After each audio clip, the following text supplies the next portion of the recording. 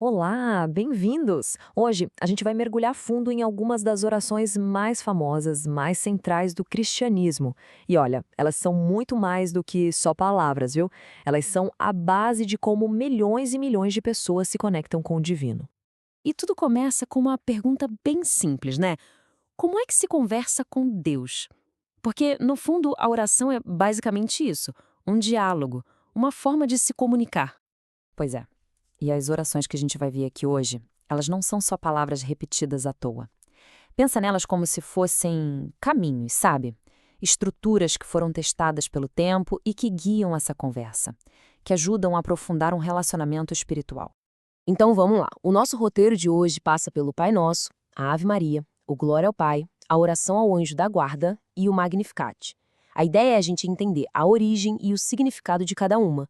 E no final a gente reflete sobre qual delas pode ser um bom ponto de partida para essa jornada. Bom, e para começar, não tinha como ser outra, né? A oração mais central do cristianismo, o Pai Nosso.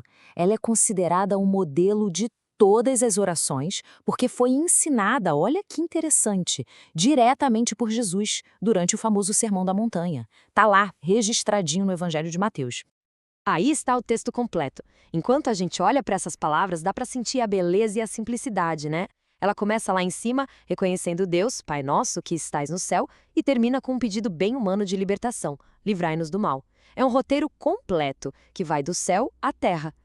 E a estrutura dessa oração é simplesmente fascinante. Repara no fluxo. Primeiro, o louvor a Deus. Depois, a submissão à vontade dele.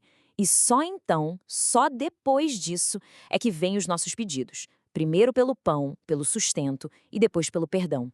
É um movimento muito claro, do divino para o humano. Ah, e aqui tem um detalhe que muita gente percebe e pergunta. A tradição protestante geralmente inclui uma doxologia, ou seja, um louvor, no finalzinho. A maioria dos estudiosos hoje concorda que essa parte, o Porque Teu é o Reino, foi uma adição posterior, lá nos primeiros séculos da Igreja, provavelmente para encerrar a oração com uma nota ainda mais forte de exaltação. Ok, saindo do Pai Nosso, a gente vai agora para Ave Maria. Se o Pai Nosso é a conversa direta com Deus Pai, a Ave Maria é talvez a oração mais querida, mais amada, dedicada a Maria, a mãe de Jesus. Pronto. Essa é a Ave Maria que a gente conhece hoje. As palavras são super familiares para muita gente, mas o que é incrível é que ela não nasceu assim, prontinha. Essa oração que a gente está vendo, ela foi construída peça por peça ao longo de mais de 1500 anos. E essa linha do tempo mostra essa evolução de um jeito genial. Tudo começou com uma saudação simples, Ave Maria, encontrada num grafite numa parede lá em Nazaré. Séculos depois, a segunda parte, que é um pedido de ajuda, foi adicionada num dos momentos mais desesperadores da história, a peste negra.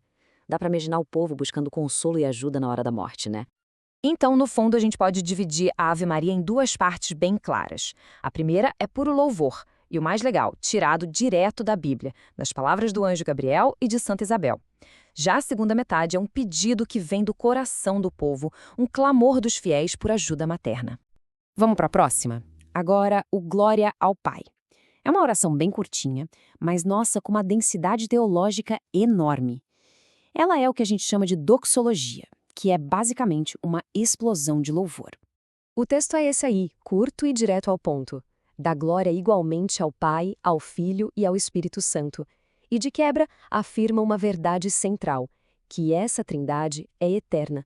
Ela já existia no princípio, existe agora e vai existir sempre. E só para dar um contexto rápido, essa palavra doxologia vem do grego e significa palavra de glória. Existem várias na liturgia cristã, mas essa é a mais comum de todas. Por isso, ela é chamada de doxologia menor, para diferenciar de outra maior, o Glória in excelsis Deo. E olha que detalhe histórico sensacional. Essa frase, assim como era no princípio, nem sempre esteve aí.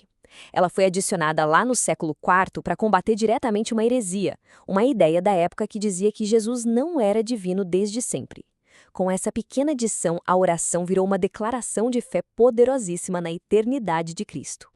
Muito bem, agora a gente muda um pouco o tom. Vamos para uma oração bem mais pessoal, mais íntima. Ela é dirigida a uma figura específica que, segundo a tradição, acompanha cada um de nós. o anjo da guarda. A crença aqui é a de que, do nascimento até a morte, cada pessoa tem um anjo a seu lado, como um protetor e um guia. É uma ideia que expressa um cuidado de Deus muito individual, sabe? Um cuidado por cada alma. Essa é a oração clássica, né? Muitas vezes é uma das primeiras que as crianças aprendem. É um pedido que parece simples, mas é super profundo. Pede para ser regido, guardado, governado e iluminado. Basicamente, cobre todas as áreas da vida. E agora, a gente chega no Magnificat. E o Magnificat é mais, muito mais do que uma simples oração. É um cântico, uma canção de louvor e de profecia, proclamada por Maria mesma lá no Evangelho de Lucas. Olha só o começo. A minha alma engrandece o Senhor. Já dá para sentir o tom, né? É pura exultação, pura alegria. Aqui Maria não está pedindo nada. Ela está glorificando a Deus pelo que ele já fez e principalmente pelo que ele ainda vai fazer. O Magnífica é de uma força incrível, principalmente porque ele tem essas duas partes bem distintas. Começa como um agradecimento pessoal, humilde, mas de repente se transforma numa declaração profética, quase revolucionária, sobre justiça social. Maria canta sobre um Deus que vira o mundo de cabeça para baixo, que levanta os humildes e derruba os poderosos. E é justamente por causa dessa segunda parte que o Magnificat virou um hino para os oprimidos. Ele é uma inspiração central, por exemplo, na teologia da libertação. É a canção de uma revolução espiritual e também social, onde a misericórdia de Deus se manifesta como justiça para os pobres. Então, vamos recapitular.